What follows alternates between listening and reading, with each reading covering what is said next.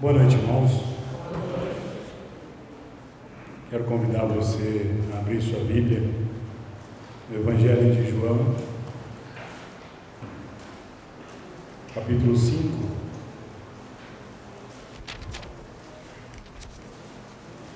Quero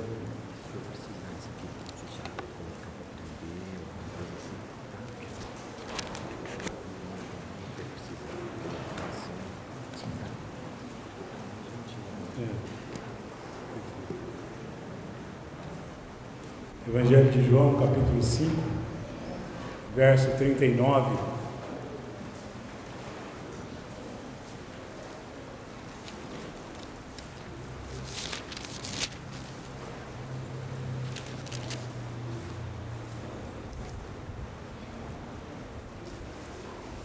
Todos encontraram? Digam amém.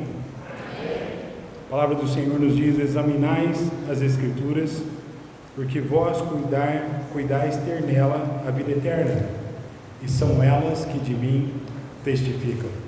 Oremos. Pai, nós agradecemos ao Senhor pela leitura da sua palavra e pedimos agora neste momento, ó Pai, que o Senhor venha falar ao nosso coração. Abençoe, ó Pai, as nossas vidas, usa-me como instrumento nas mãos do Senhor e ajuda-me a transmitir, ó Pai, com entendimento, meu Pai, principalmente com a direção do Senhor, aquilo que o Senhor tem colocado em meu coração. Fala conosco, em nome de Cristo Jesus eu oro agradecido. Amém. Bem sentar. Como ler e entender a Bíblia? Ao longo da história da raça humana, essa é uma das questões mais complexas da vida do ser humano, é entender a Bíblia. É algo que tira o desejo de ler a Bíblia de muitas pessoas, não poder compreendê-la, não poder entendê-la. Alguns até começam, não é? Mas não conseguem entender a palavra. E nós vamos saber por que hoje à noite as pessoas não conseguem entender a Bíblia. As razões são muito simples, pelas quais muitos homens, ao pegar a palavra de Deus para ler, não conseguem entender. Uma outra situação é bem aquilo que o pastor Paulo terminou de dizer. A Bíblia tem resposta para todas as questões da vida do homem. Imagine você que alguém cria algo, não é? Um aparelho doméstico, algo parecido. Logo ele vai criar também, vai escrever também um manual de como isso funciona. Vai te ensinar a colocar na tomada, não é? A capacidade de energia que esse objeto vai suportar, como pode ligar, como executar, como fazer, as funções que esse equipamento tem. Da mesma maneira, nós temos o Criador do Universo, que criou a mim e a você, e Ele nos deu o manual da vida, que é a Bíblia, a Palavra de Deus. Os homens não conseguem encontrar as principais respostas para as suas perguntas, porque não encontraram com Deus ainda. Essa é a grande verdade. As pessoas não encontraram com o Senhor, por isso ainda não conseguem entender a palavra de Deus. É importante que o homem tenha um encontro com o Senhor primeiro, para depois entender a Bíblia Sagrada. E, como eu disse, todas as respostas estão aí. Tem gente que quando tem o primeiro filho fica se questionando. Eu estava olhando o filhinho do irmão Paulo, ontem, e hoje também. É interessante quando você tem o primeiro filho, não é? O problema é que não vem com manual de instrução, não é verdade? Tem tanta coisa que a gente gostaria de saber, mas não vem com manual de instrução, não é? Pois é, vem sim.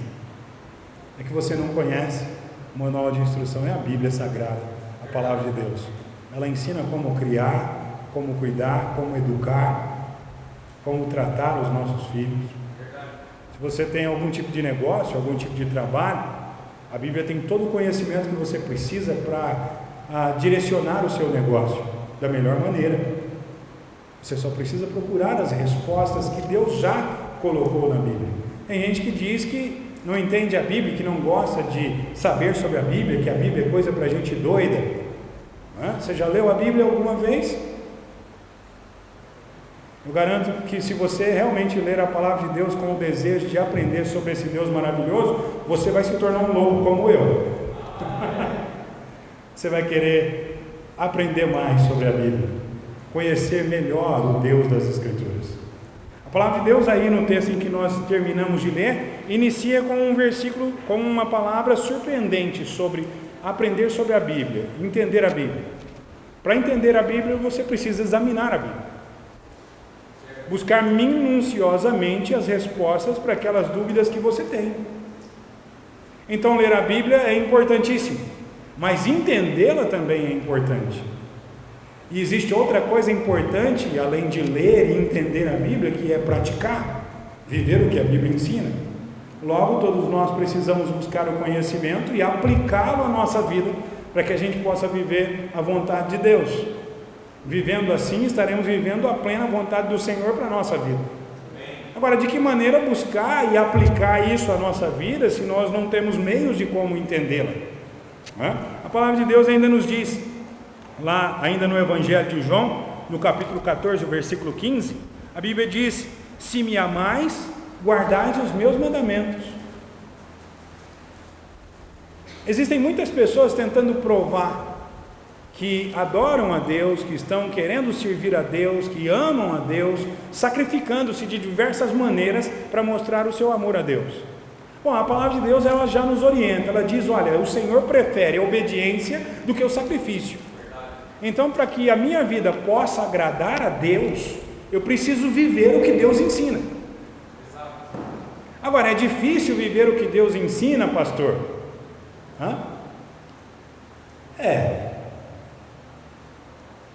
Nós vamos ver um pouquinho sobre isso hoje à noite.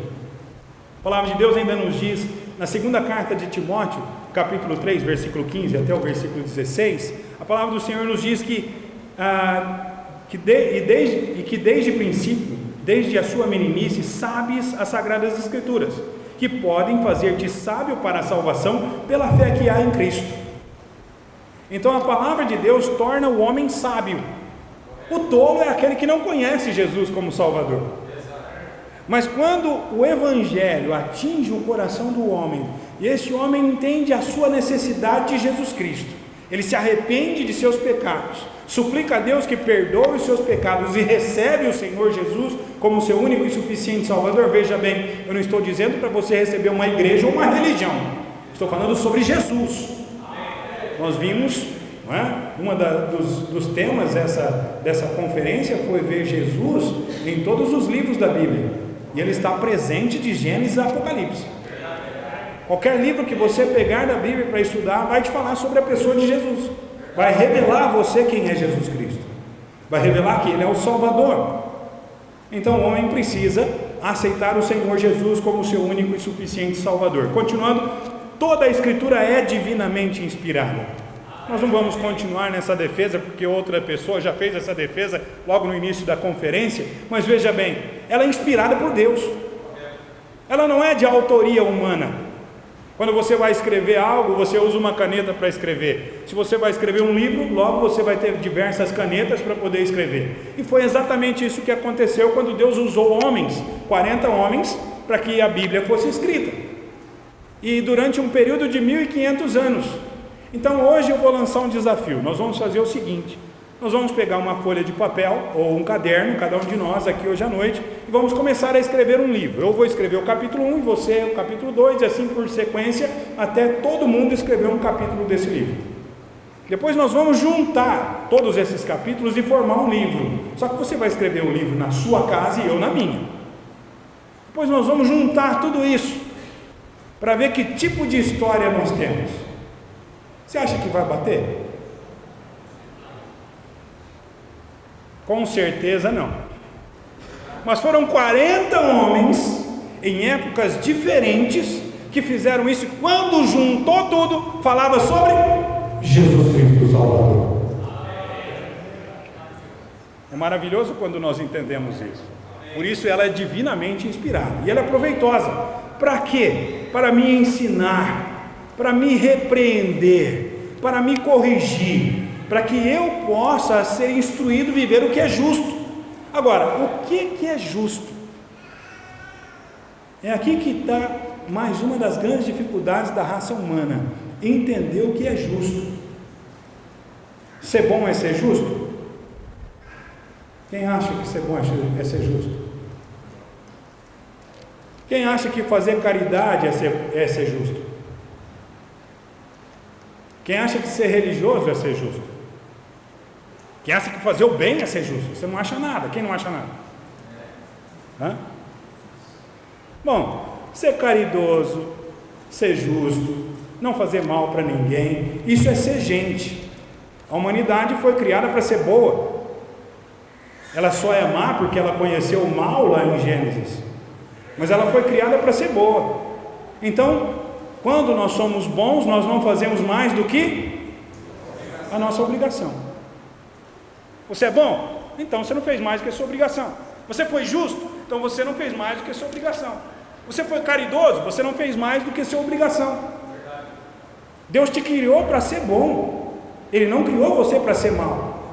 Então não adianta nada querer esfregar diante de Deus uma justiça humana.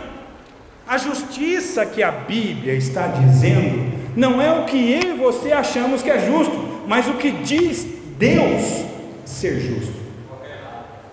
E aí que vem o X da questão. Por quê? Porque sempre quando nós lemos a Bíblia, nós procuramos entendê-la do nosso jeito. Eu vou ler a Bíblia, eu entendi isso.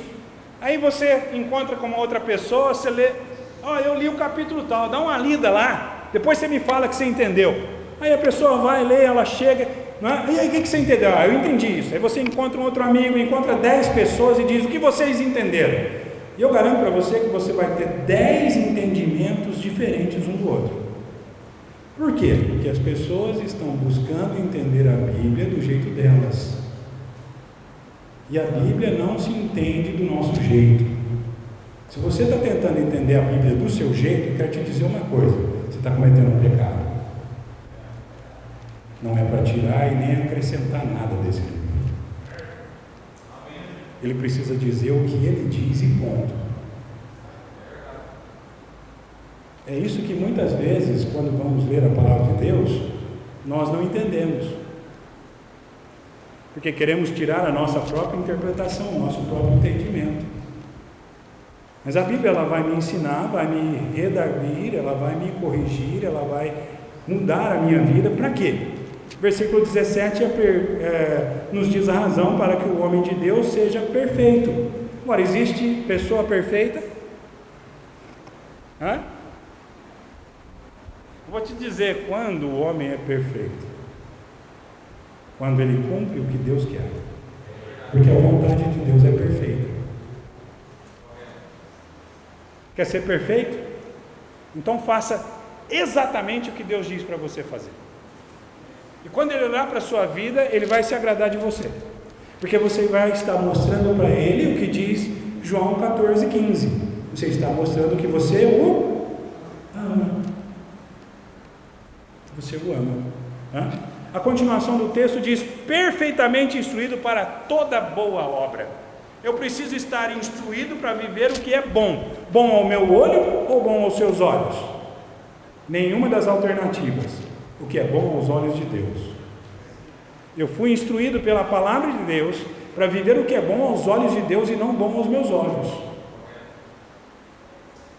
Então a Bíblia vai me ensinar a viver o que Deus quer e não o que eu quero. E aí nós entramos em outro grande conflito da vida humana: fazer a vontade de Deus. Porque nossa carne tem muitos desejos, muitos sonhos. Ela não se apega a viver completamente a vontade do Senhor. Mas ela deveria.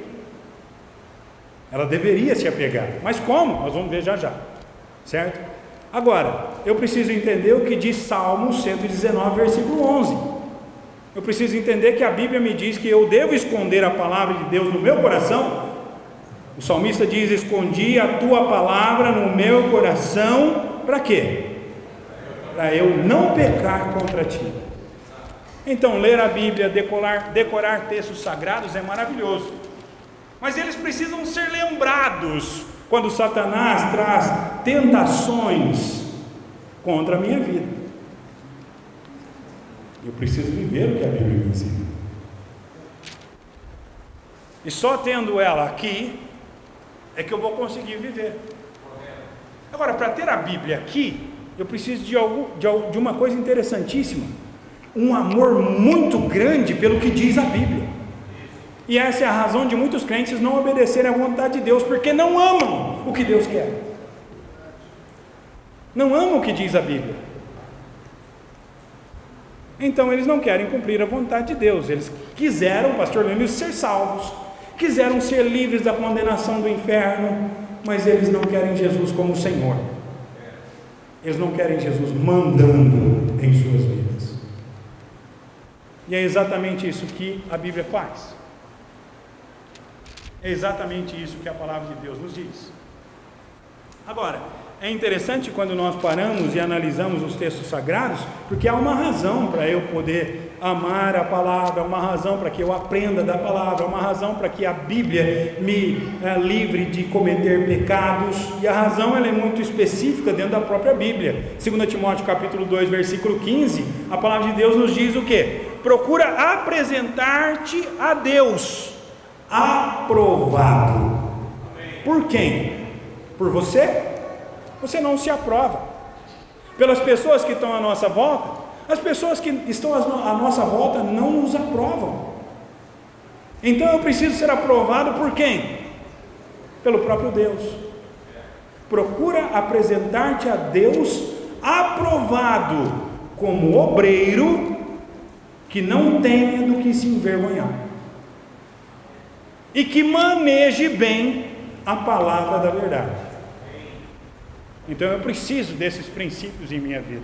Eu preciso entender que viver, aprender, entender as Escrituras é importantíssimo para a minha vida, porque isso vai mudar quem eu sou. A palavra de Deus vai mudar a minha vida por completo. Então eu preciso de todo esse entendimento que as Sagradas Escrituras trazem ao meu coração e à minha vida. Agora, para eu buscar esse conhecimento bíblico, eu preciso de uma disposição, eu preciso de um perfil para a minha vida para buscar esse conhecimento. Primeira coisa que uma pessoa que quer aprender da palavra de Deus precisa, ela precisa ser salva. Se ela não for salva, ela não entende a Bíblia. Por isso nós temos aqui um grande problema que acontece na vida de muitos crentes. Tem muitos crentes tentando transformar os perdidos antes que eles conheçam Jesus. Eles vão tentar evangelizar alguém e a primeira coisa que eles fazem é o quê? Tentar mudar o perdido. Olha, você precisa parar com isso, você precisa parar com aquilo, você precisa parar com aquilo outro, você precisa parar com isso, e aí você vai para a igreja, e aí Jesus te transforma. Onde foi que está escrito isso na Bíblia? Em lugar algum. O que é que o viciado em drogas que está lá na rua hoje precisa para ser transformado? Largar as drogas? Ser salvo.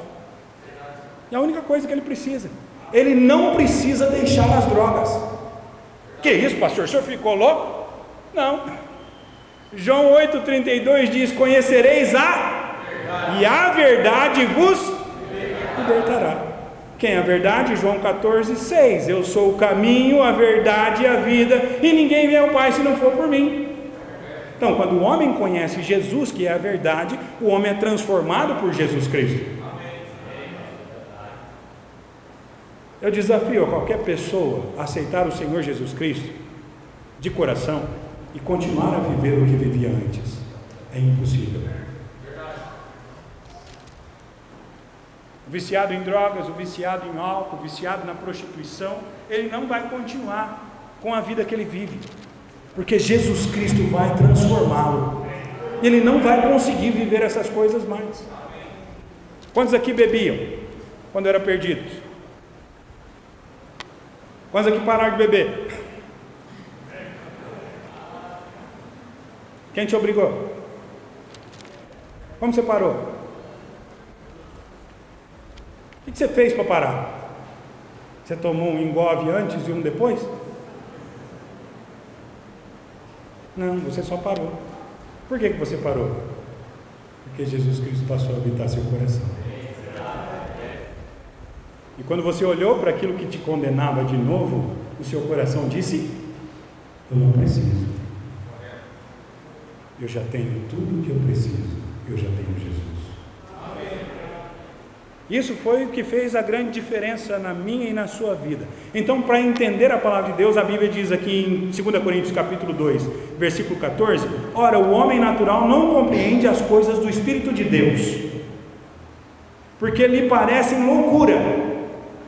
Quando uma pessoa te apresentou pela primeira vez o Evangelho, você aceitou Jesus? Primeira coisa que você fez, quando a primeira pessoa te apresentou o Evangelho: esse cara é louco. Querendo que eu vire o crente. Atormentar outra vida para lá. Larga do meu pé. Por quê? Parecia que era louco. E aí você se tornou um louco. Não foi? Você aceitou Jesus? E aquilo que parecia ser loucura hoje é verdade. Não é uma loucura, é verdade. A palavra de Deus diz ainda, aí no texto onde nós estamos lendo, parecia loucura, e não podia entendê-las, porque elas se discernem espiritualmente. Ou seja, o entendimento bíblico, a pessoa só adquire quando ele tem o Espírito Santo de Deus habitando em seu coração. E quando é que nós recebemos? Quando aceitamos o Senhor Jesus como nosso único e suficiente Salvador. Sempre quando se fala sobre os batistas, o primeiro pensamento que vem na mente dos pentecostais e neopentecostais é que nós não acreditamos no Espírito Santo. Pois é, sem ele aqui dentro não existe salvação. E eu recebi, naquele dia em que eu aceitei o Senhor Jesus como Salvador da minha alma, aos 12 anos de idade, quando eu recebi, o Espírito Santo de Deus veio habitar em meu coração. E a partir daquele dia, eu me tornei capaz, pela capacidade que há no Espírito, de entender a palavra de Deus. Agora, por que a Bíblia foi escrita? Por que você tem ela na sua mão? Quantos tem a Bíblia aí? Levanta. Por que ela existe? Para que ela está na sua mão? Vou te dar uma explicação bem simples do porquê que ela existe e do porquê que ela está na sua mão. Para você não poder chegar no céu e dizer assim: eu não sabia. É por isso que está escrito. Mais uma coisa, é para você não chegar no céu e dizer: eu não me lembrava. É por isso que está escrito. Se você não sabia, você precisa ler. Se você não se lembra, você precisa ler de novo, para você nunca esquecer. Foi por isso que Deus deixou ela aí, para você não ter desculpa: Senhor, eu não sabia. Senhor, eu não sabia. Eu deixei escrito. Escreveu, não leu?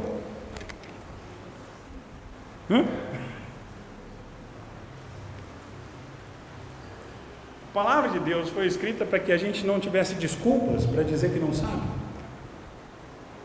Por isso ela foi escrita. Quando você não quer esquecer alguma coisa, você escreve.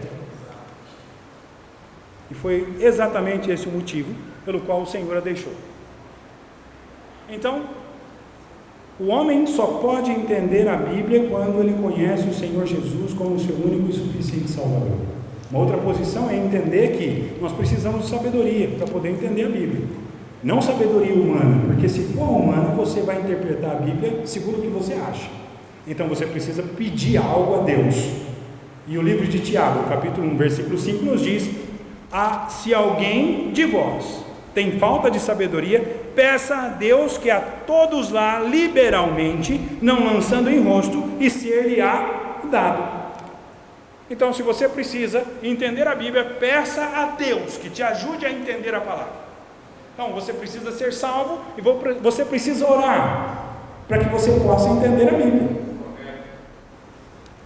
Além disso, é muito importante ter um espírito respeitoso quando se lê a Bíblia.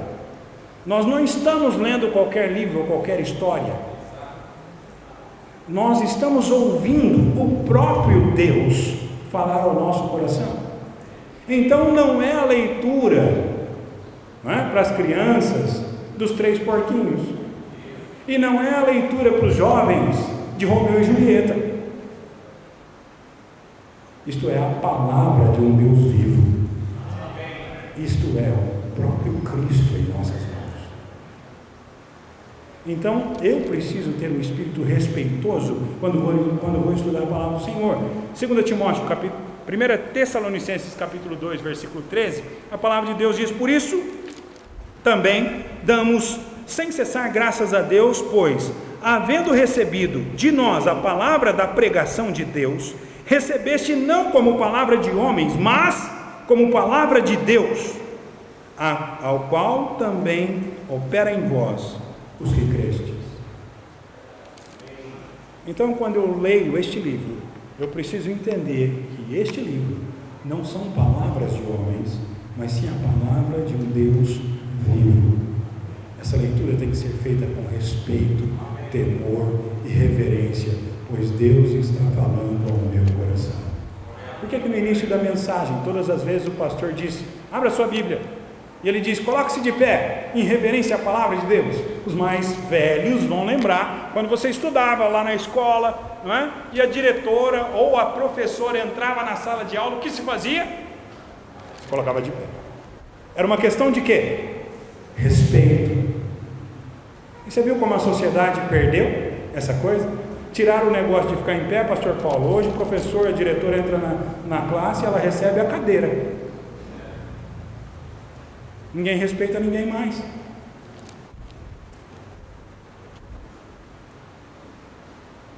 Não estão respeitando nem o próprio Deus. Será que vão respeitar pessoas?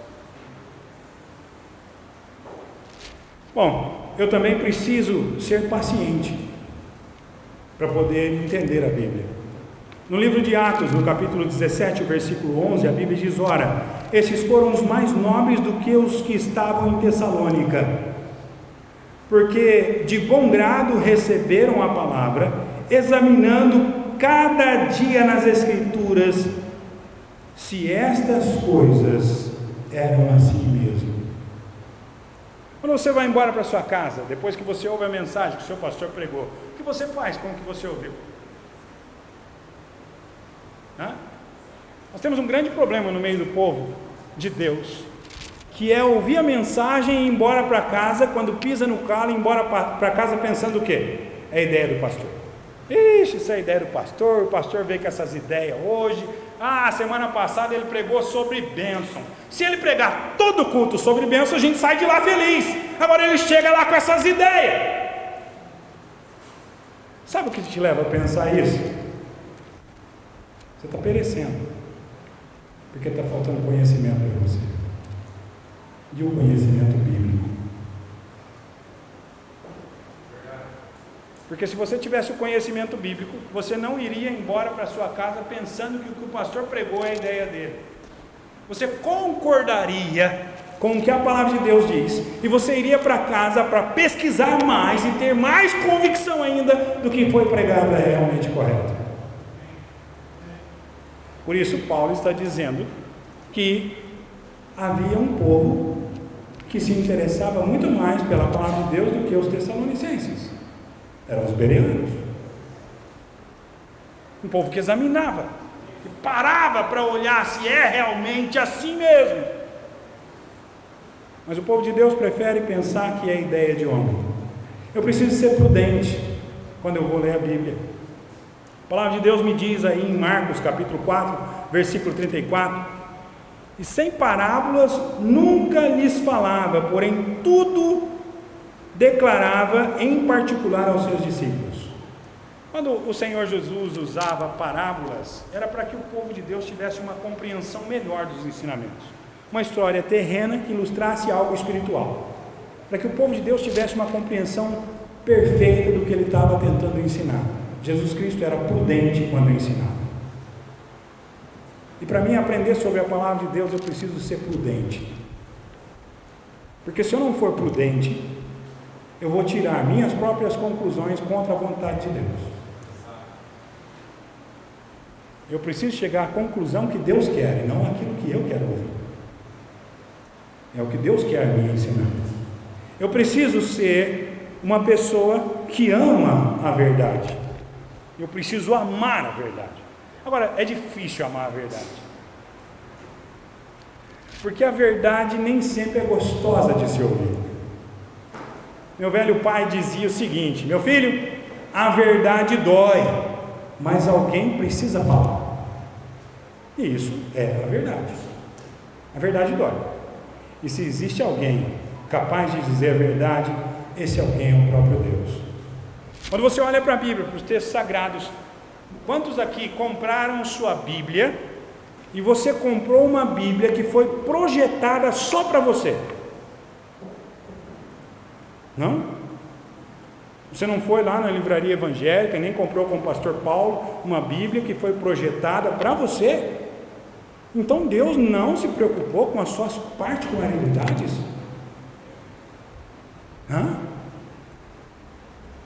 Ele não se preocupou, ela não foi projetada unicamente para você? Será?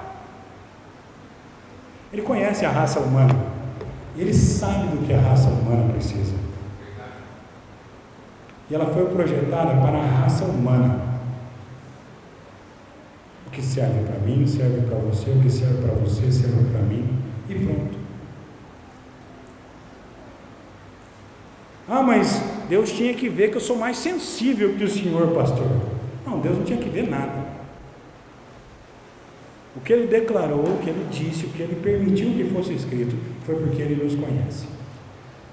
E Ele sabe do que realmente precisamos.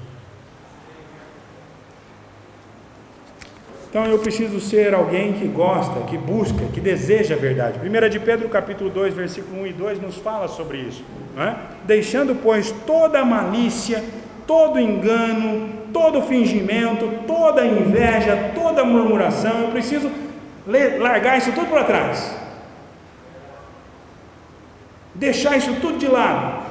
Eu preciso deixar o mal, eu preciso deixar o engano, eu preciso deixar o meu fingimento, eu preciso deixar as invejas que eu tenho, eu preciso deixar as reclamações de lado. O povo de Deus é um povo que gosta de reclamar, não sei porquê. Reclama de tudo, reclama do governo, reclama da situação, reclama da economia, reclama do que tem, reclama do que não tem. O povo de Deus gosta de reclamar. Tem razão para reclamar? Não. Por que não tem razão para reclamar, pastor? Já é salvo e não pertence mais a esse mundo. Nós pertencemos à glória. Já percebeu que o que o Lula fez não te atingiu? Ou será que só não atingiu a mim? Por quê? Porque Deus continua cuidando de mim. Estamos aí em um governo novo. O que o Temer faz não me atinge, porque Jesus continua cuidando de mim. O problema é do governo, porque quem governa a minha vida é Jesus Cristo. Então não tem razão nenhuma para ficar reclamando. Então eu preciso deixar toda a murmuração de lado e desejar afetuosamente, como menino novamente nascido, o leite racional, não falsificado, para que vades por ele crescendo.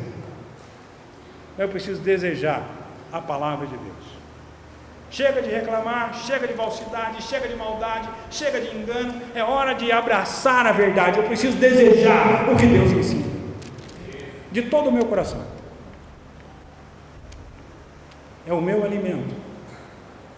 Então são coisas importantes que eu preciso me lembrar para poder ter um bom entendimento da palavra de Deus. Agora, para mim, ver alguns textos na Bíblia que são importantes. É importante entender que a Bíblia foi escrita para que eu e você pudéssemos entender. Porém, existem algumas palavras que são mais difíceis de serem compreendidas.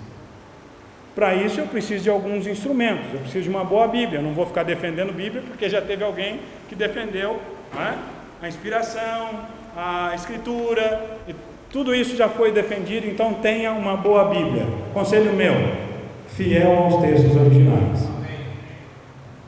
Pastor, mas tem essa que é explicada, tem aquela que é de estudo, tem essa que é disso, tem essa que é daquilo.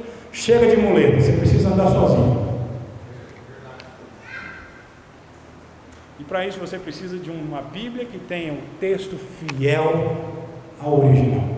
Depois eu preciso de um dicionário bíblico, porque nem toda interpretação de palavras dentro das Escrituras são interpretações normais de língua portuguesa. Algumas eu preciso do conhecimento do grego, do hebraico, e aí está tudo explicadinho já dentro do dicionário. Você não precisa conhecer nem grego nem hebraico, já está tudo lá. certo? Depois eu também preciso de uma boa concordância bíblica, porque para mim estudar a palavra de Deus e buscar as definições, eu preciso de apoios. Eu tenho um texto que me ensina algo. Será que isso é realmente verdade? Eu preciso buscar em toda a Bíblia coisas que reforcem o que Deus está me ensinando. E aí, quando eu encontrar tudo isso que vai reforçar o que Deus está me ensinando, eu me tornarei uma pessoa convicta do que diz a Bíblia. Aí ninguém mais muda o meu pensamento.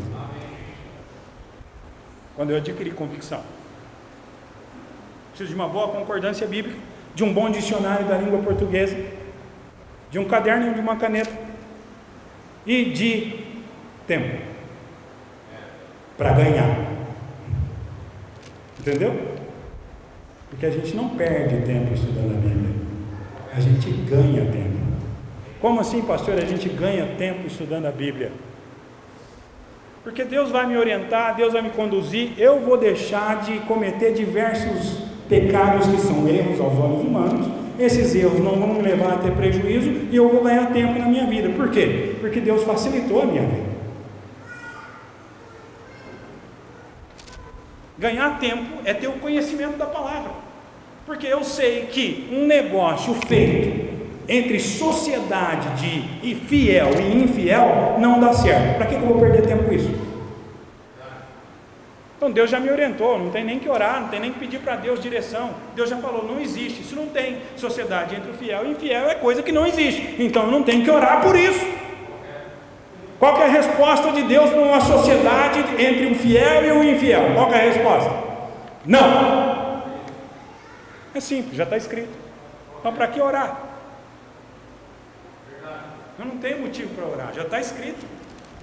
Eu só preciso obedecer. É simples. Ah, mas o que vai ser depois? Aí é que vem a fé, o firme fundamento das coisas que e a prova das coisas que não se. Aí é que entra a fé. Você confia em Deus? Então faça exatamente o que diz a Bíblia e deixe o restante nas mãos do Senhor. Só isso que nós precisamos fazer. É simples. O problema é que nós dificultamos as coisas. Nós queremos tomar outros caminhos, né? Então vamos estudar a Bíblia junto um pouquinho? Abra sua Bíblia comigo lá em 2 Coríntios capítulo 10.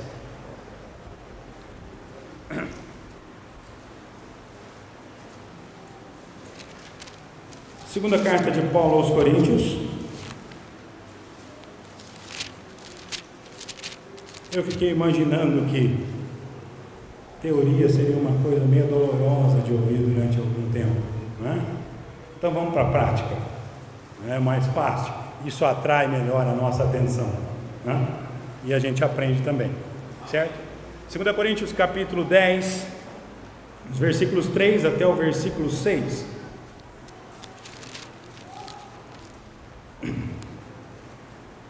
Porque andando na carne, não militamos segundo a carne, porque as armas da nossa milícia não são carnais, mas sim poderosas em Deus para a destruição de toda fortaleza, destruindo os conselhos e toda altivez que se levanta contra o conhecimento de Deus, levando cativo todo o entendimento à obediência a Cristo, estando prontos para vingar toda desobediência, quando for cumprida a vossa obediência. Você percebeu que existem algumas palavras aqui que são difíceis da gente entender na primeira lida, não é verdade? Então é isso que a gente precisa entender, é isso que a gente precisa buscar esse conhecimento. Primeira coisa, aí no versículo 3, né, nós vemos ali, porque andando na carne não militamos segundo a carne. Andar, geralmente dentro da palavra de Deus, o significado da palavra andar, na maioria das vezes, é viver. Na maioria das vezes, andar é viver, ok? Militar vem da mesma palavra de militar, militarismo, não é? E toda aquela coisa. Então nós estamos falando sobre militamos, ou seja, lutamos. Então nós temos a seguinte definição e vamos fazer uma parafrase do versículo. O texto nos diz: porque vivendo na carne, não lutamos segundo a carne. É isso que a palavra está dizendo. Eu estou vivo nessa carne, nesse corpo carnal, pecador e miserável. Eu não luto segundo o que esse corpo quer que lute. Eu não luto segundo o pensamento humano. Eu não luto segundo a experiência humana. Toda a minha luta é diferente. Não é como a luta humana que eu vivia antes de conhecer Jesus como meu Salvador. Versículo 4 me diz o seguinte: porque as armas da nossa milícia não são carnais, mas sim poderosas em Deus para a destruição de toda a fortaleza. Milícia, luta. Porque as armas da nossa luta não são carnais. Agora nós vamos buscar outros conhecimentos em outros lugares, eles não estão ali, então vamos buscar outros conhecimentos em outros lugares dentro da palavra de Deus. Para mim entender o que é não lutar segundo a carne, eu preciso entender a vontade de Deus. A vontade de Deus é que eu ame a Deus sobre todas as coisas e ao meu próximo como a mim mesmo. Você me ofendeu. Como eu preciso lidar com isso? Na mente da raça humana, quando ele não quer fazer o mal para alguém, ele pensa o seguinte: eu vou entregar para Deus. Quando ele fala que vai entregar para Deus, qual a expectativa que ele tem do que Deus vai fazer? Deus vai arrasar com esse camarada. Não é? Geralmente é isso que se pensa. Eu vou entregar para Deus, Deus vai dar um fim nesse negócio.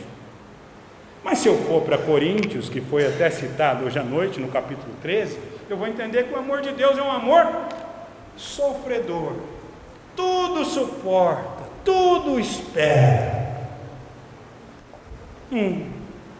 Qual que é a minha arma nesse caso?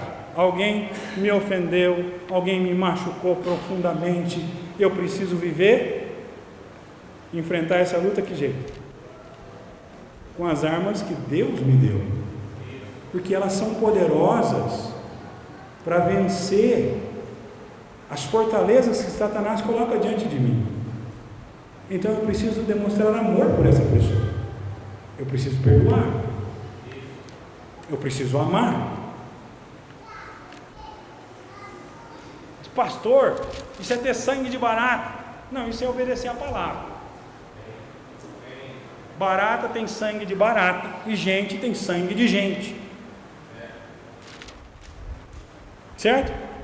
Então, cumprir a palavra de Deus é nada mais, nada menos do que usar as armas que Deus me deu. E qual que é a arma que Deus me deu? Obedecer a palavra. Relacionamentos são coisas difíceis, não são? Eu quero adquirir um amigo, um grupo de amigos. Logo na minha mente eu penso o quê? Para mim ter um bom relacionamento com pessoas, essas pessoas precisam o quê? Pensar como eu, ver as coisas como eu vejo. Não é verdade? Então, se ela pensa como eu, se ela vê as coisas do jeito que eu vejo, vive mais ou menos do jeito que eu vivo, aí eu vou ter um bom relacionamento com essa pessoa aí, vai ser um bom amigo, um grupo de pessoas que nós vamos ter uma grande amizade. Não é verdade? Pensamento humano? Se você pensa assim, você não serve nem para ser amigo de Deus. Por quê? Porque a palavra de Deus diz que os pensamentos de Deus são mais altos que os nossos pensamentos. Então, nós não pensamos igual. Os caminhos de Deus são mais altos que os nossos caminhos. Então o que ele vive não tem nada a ver com o que eu quero viver. E Deus não vê como vê o homem. Enrolou a vida. Tu não serve nem para ter relacionamento com o próprio Deus. Está caçando amigo que se encaixe dentro do seu relacionamento. Está fazendo julgamento de pessoa, tentando separar amigos, tentando separar pessoas com quem você deve conviver e com quem você não deve conviver. Você não está obedecendo a palavra de Deus, porque a palavra de Deus diz que você tem que se dar bem com todas as pessoas, todas elas. Ah, mas aquele camarada é muito chato, pastor.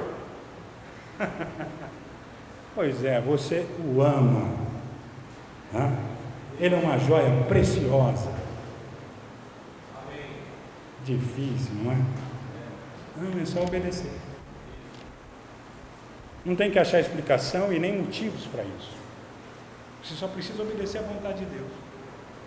E Deus vai fazer com que estas coisas mudem as pessoas.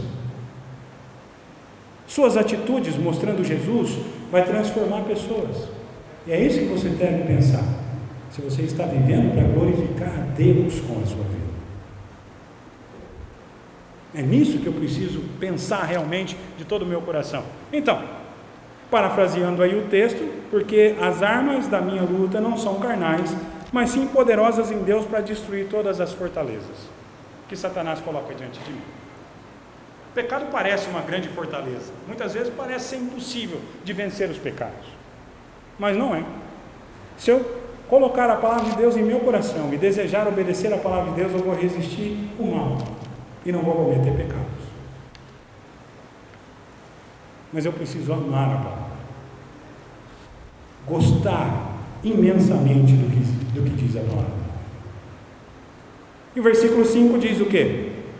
Destruindo os argumentos, algumas outras traduções dizem pensamentos, e toda a altivez que levanta contra o conhecimento de Deus, levando cativo todo o entendimento e obediência a Cristo. Argumento ou pensamento, ideias, experiências humanas, que muitas vezes nós achamos que são importantes. Eu tenho 50 anos de vida, eu tenho muita experiência. Coitado. Você ainda não entendeu que você vai viver sua vida inteira aprendendo e não vai ter aprendido tudo.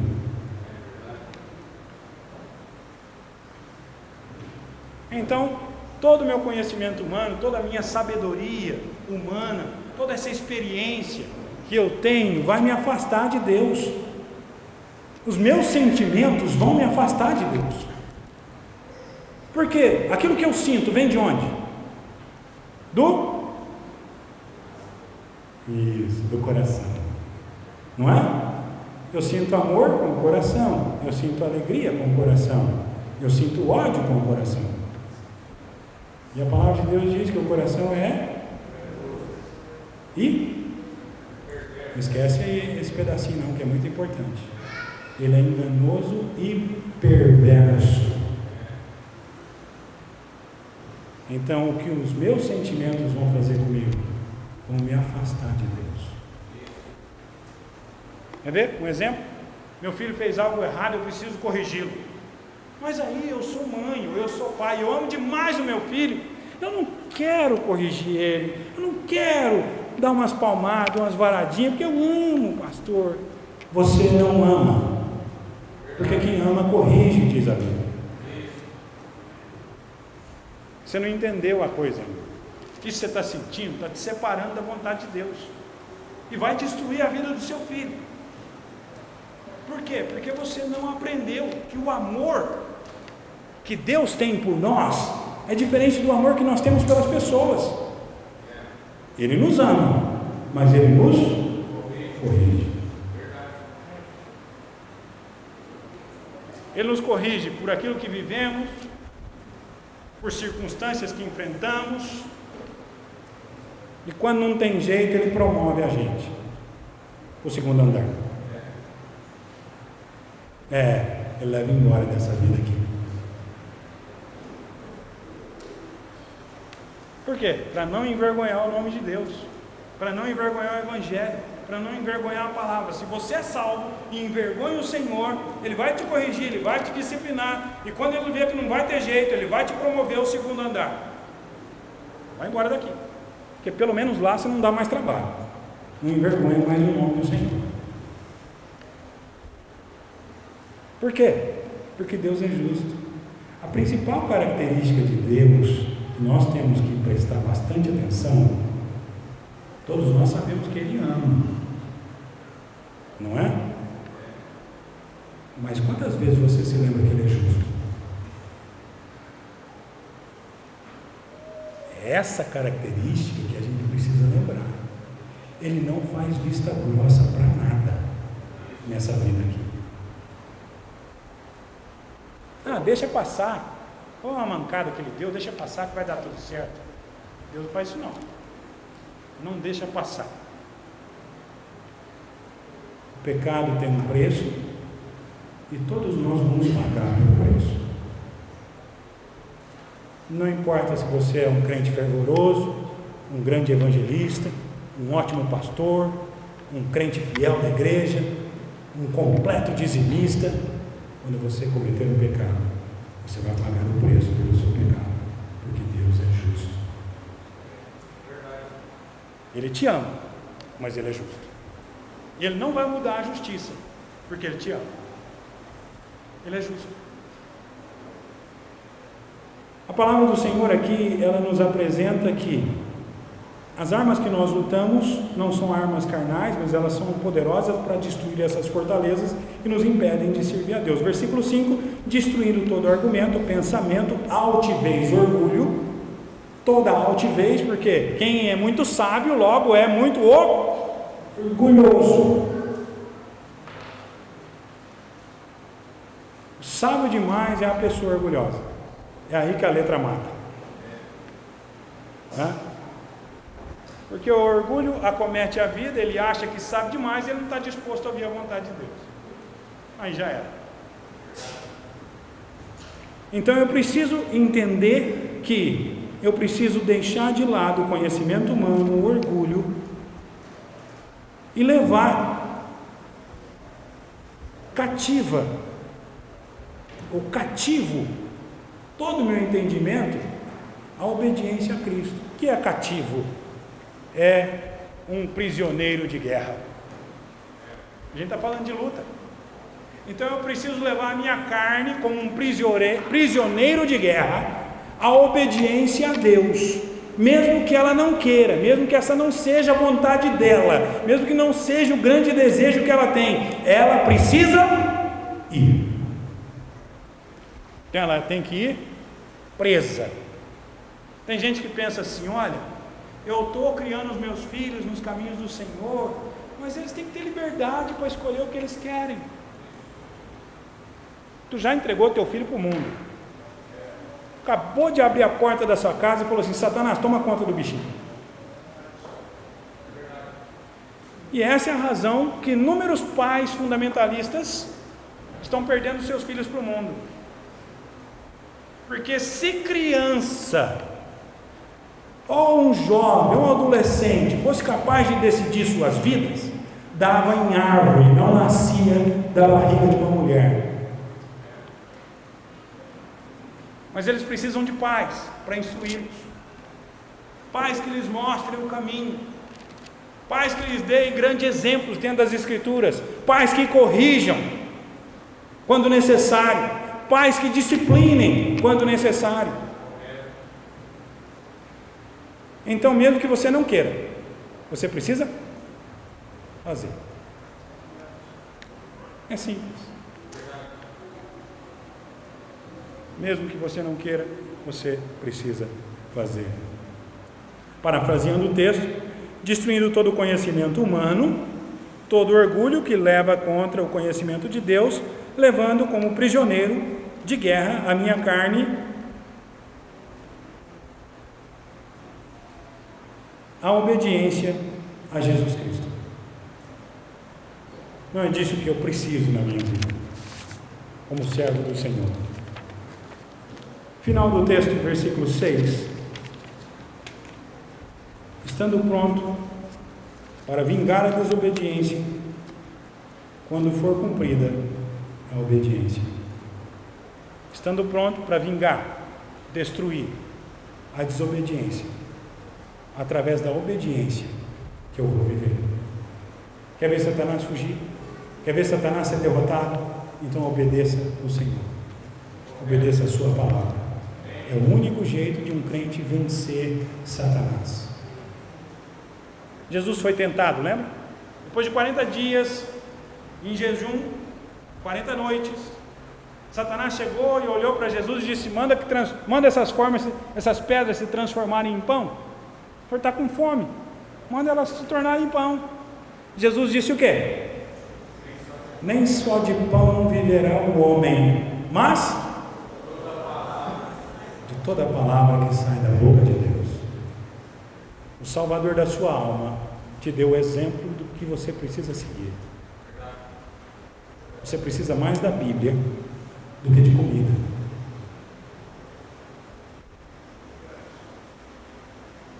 Do que o alimento carnal. Ela é muito mais importante do que qualquer outra coisa na sua vida. Porque ela vai evitar grandes problemas em sua vida. Você precisa do que a Bíblia ensina, do que a palavra de Deus nos ensina. Bom, ainda vão ficar alguns textos que vão ser de difícil interpretação, porque ainda existem algumas palavras que não são tão fáceis de achar uma interpretação, um significado para elas. Então eu preciso de algumas regras que vão me levar a entender essas palavras. A primeira regra, importantíssima aí para entender a Escritura Sagrada, é entender que a Bíblia é interpretada pela própria Bíblia. Então eu só vou conseguir achar o significado correto quando eu comparar a Bíblia com a própria Bíblia. E não com o que eu penso, com o que eu acho, com o que eu imagino.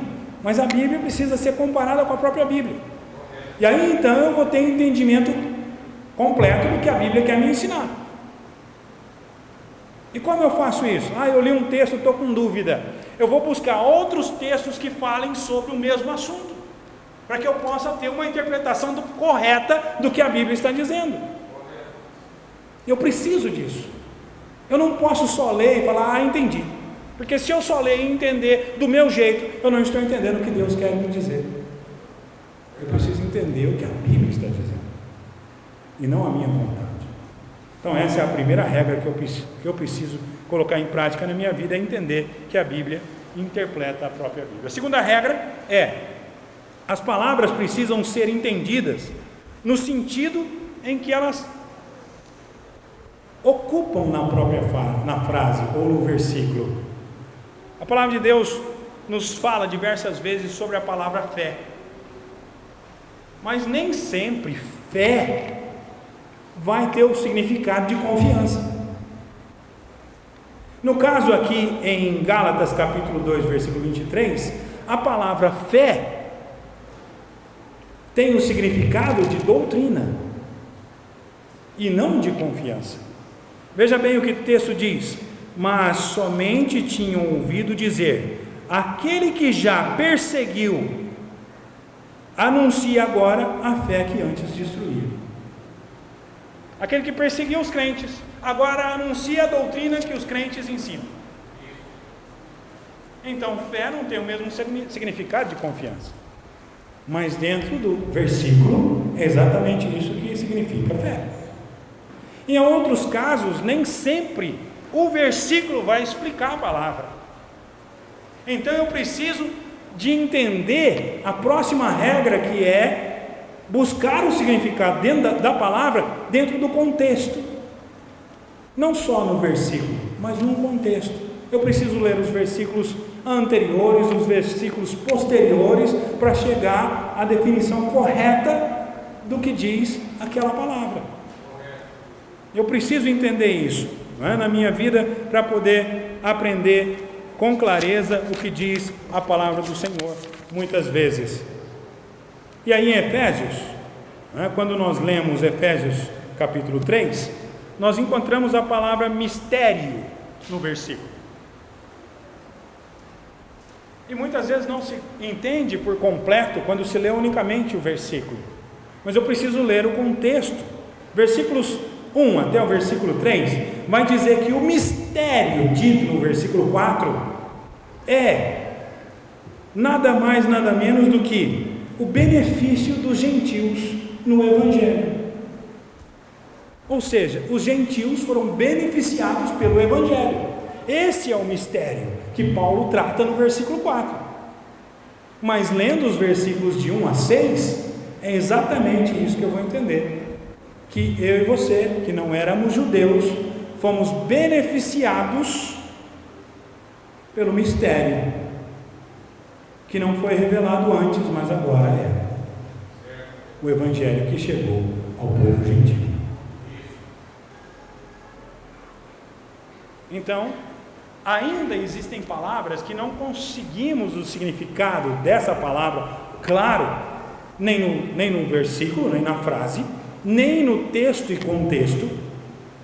Alguns desses significados nós vamos apenas conseguir alcançar eles quando nós lermos a passagem ou o livro por completo.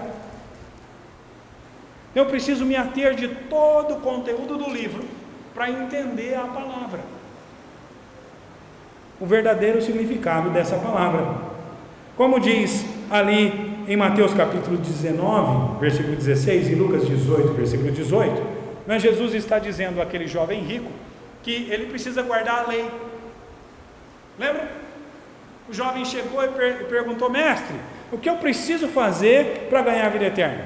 E aí Jesus então fala para ele que ele precisa guardar os mandamentos.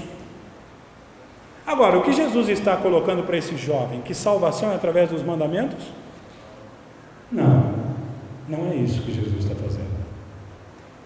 O que Jesus está fazendo é confrontando esse jovem com o que ele diz acreditar. Isso tudo eu já tenho feito. Então você vai agora, vende tudo que você tem e vem e me segue. O amor daquele jovem era maior pelas riquezas do que por Deus. Então ele não era capaz, pastor Leonilson, de obedecer a palavra por completo. Ele acabou de pisar na bola em alguns textos dentro da palavra de Deus, que dizem a respeito do amor ao próximo, da misericórdia para com os pobres. Ele abandonou todo esse conhecimento apenas porque ele ama a riqueza. O que Jesus queria era confrontar esse jovem com quem ele era, assim como ele faz e fez com você quando você aceitou o Senhor Jesus. Quando Jesus confrontou você com o que você era, você descobriu o quê? Sou pecador miserável e estou a caminho do inferno, e eu preciso de Jesus.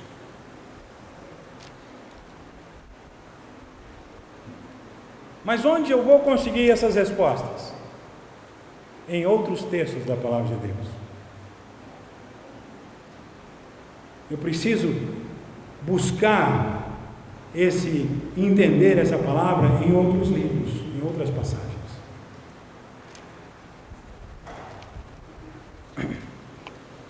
A quinta regra é: eu preciso consultar passagens paralelas para poder entender o que diz aquela palavra. E nós temos 3 tipos de paralelos dentro da Bíblia. Nós temos os paralelos de palavra, os paralelos de ideias e os paralelos de ensino gerais. E eu preciso buscar esses paralelos dentro do conhecimento da palavra. O primeiro exemplo de paralelo de palavra é quando Paulo afirma trazer no seu corpo as marcas do Evangelho. Do que ele estava falando? Trago no meu corpo as marcas. Que marca é essa? Ele estava falando exatamente dos açoites, das prisões que ele sofreu por amor a Jesus. E onde eu encontro essas respostas? Em outros textos. O texto que eu disse está em Gálatas capítulo 6, versículo 17, e quando eu busco os outros textos, eu estou em 2 Coríntios capítulo 4, 2 Coríntios capítulo 11, e aí eu vou entender o que Paulo estava dizendo sobre carregar no meu corpo as marcas de Cristo. O paralelo de ideias, que também é dito lá em Mateus capítulo 16, versículo 18,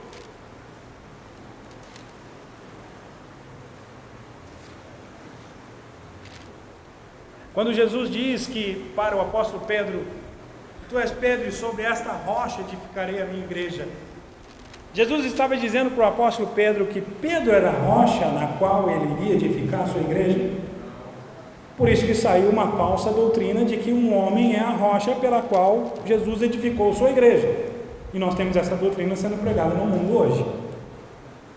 Mas o que Jesus estava tentando dizer, o que a palavra de Deus estava tentando dizer, era a mesma coisa que está dito em Mateus capítulo 21, versículo 42 e 44, 1 Pedro capítulo 2, versículo 4, versículo 8, Efésios capítulo 2, versículo 20, 1 Coríntios capítulo 3, versículo 10 e versículo 14, que esta rocha é Cristo. Ele é a rocha da esquina, Ele é a rocha, Ele é o alicerce da igreja. E era isso que Jesus estava dizendo quando ele olhou para Pedro e disse: Pedro, tu és Pedro, e sobre esta rocha, que sou eu, Jesus, a pedra de esquina, a rocha fundamental, sobre essa rocha eu vou edificar a minha igreja, e as portas do inferno não prevalecerão contra ela. Era esse o ensino que Jesus queria transferir ali naquele momento, e não dizer que Pedro era uma rocha, porque se Pedro fosse a rocha, pastor Leonilson, o inferno, Satanás e os demônios teriam feito um arraso com a obra de Deus. Mas Deus colocou a sua igreja sobre a rocha que é Jesus. O paralelo de ensino é quando eu vou buscar ensinos em outros ensinos da palavra, para confirmar aquilo exatamente que eu estou afirmando. Efésios capítulo 2, versículo 8 e 9, porque pela graça sois salvos mediante a fé, isso não vem de vós, é um dom de Deus, e não vem das obras para que ninguém se glorie. A Bíblia está dizendo que a salvação é unicamente pela fé. E aí nós temos diversos outros textos, 1 Pedro, Levíticos, João, e todos os outros textos que vão afirmar a mesma coisa sobre a salvação pela graça. Eu preciso ser alguém que tem o desejo de entender a palavra de Deus. Outra coisa que é muito interessante dentro das Escrituras, nós vamos encerrar com isso, é que existem figuras de linguagem. A professora de língua portuguesa, eu falava para ela: irmã Sueli, eu gosto demais da senhora, quando a gente estudava aqui no seminário, eu só não gosto da sua matéria. Língua portuguesa eu sempre fui uma negação, né? Mas a Bíblia está cheia de figuras de linguagem. Quando Jesus diz que Ele é o pão da vida, Ele está dizendo no literal? Não, é uma figura de linguagem. Ele está dizendo que o único meio de matar essa fome que o homem tem é que o homem conheça Jesus. Quando Ele diz que Ele é a porta, Ele está dizendo que literalmente Ele é a porta? Não, Ele está dizendo que é o único meio de ir para o céu. Então são figuras de linguagem, e eu preciso compreender essas figuras de linguagem que estão bem colocadas dentro da palavra de Deus.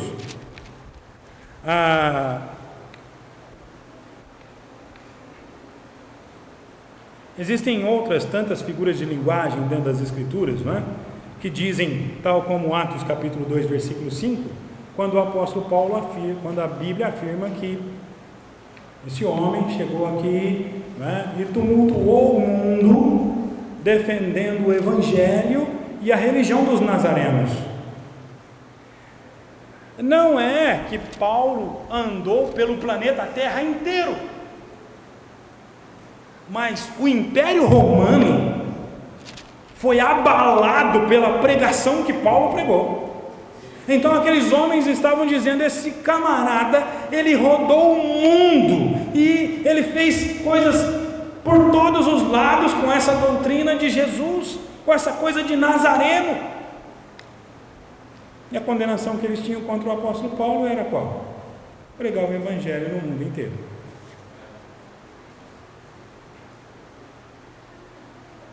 Também é uma figura de linguagem.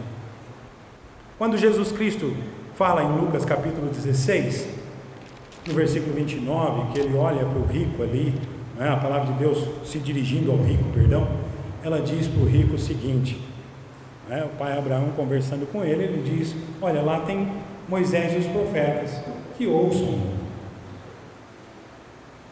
Moisés ainda existia, e os profetas? Então do que Jesus estava falando? Do Antigo Testamento, da lei. Estava dizendo: se ressuscitar um morto, eles não vão acreditar, mas lá tem Moisés e os profetas, que ouçam Moisés e os profetas, ou seja, que ouçam a palavra de Deus, porque Moisés e os profetas não estavam mais vivos, então é apenas uma figura de linguagem. Então nós precisamos estar atentos também a essas figuras de linguagem. Existem muitas outras figuras de linguagem dentro da Bíblia, nós não temos tempo para podermos passar por todas elas, mas eu quero te dizer que O mais importante é o que a Bíblia diz e não o que eu quero que ela diga. Isso é importante na minha vida. Eu preciso entender o que a Bíblia diz e não o que eu quero que ela diga, para mim poder ter uma definição completa, plena e verídica do que a palavra de Deus quer me ensinar. Então, o que nós fizemos ainda há pouco, nós estudamos 2 Coríntios capítulo 10, do versículo 3 até o versículo 6, nós tiramos lições e aplicamos essas lições à nossa vida, não é? As armas que eu tenho para lutar contra o que Satanás coloca diante de mim são armas espirituais e não devo usar nunca as armas carnais. Não devo usar ódio, rancor, mágoa. Eu não posso usar essas coisas. Eu sou lavado e remido pelo sangue de Cristo. Então eu preciso usar o que a Bíblia me ensina. Eu preciso amar a Deus sobre todas as coisas e ao meu próximo como a mim mesmo. Essa é a minha arma. É isso que eu preciso viver.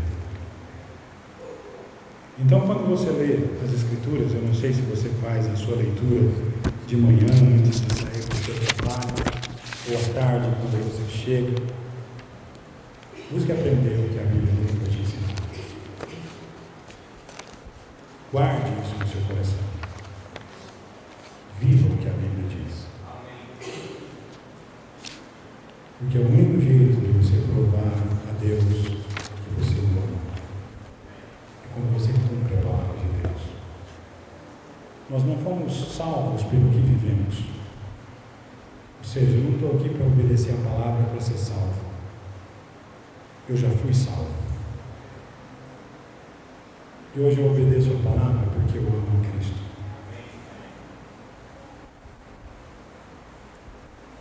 Eu amo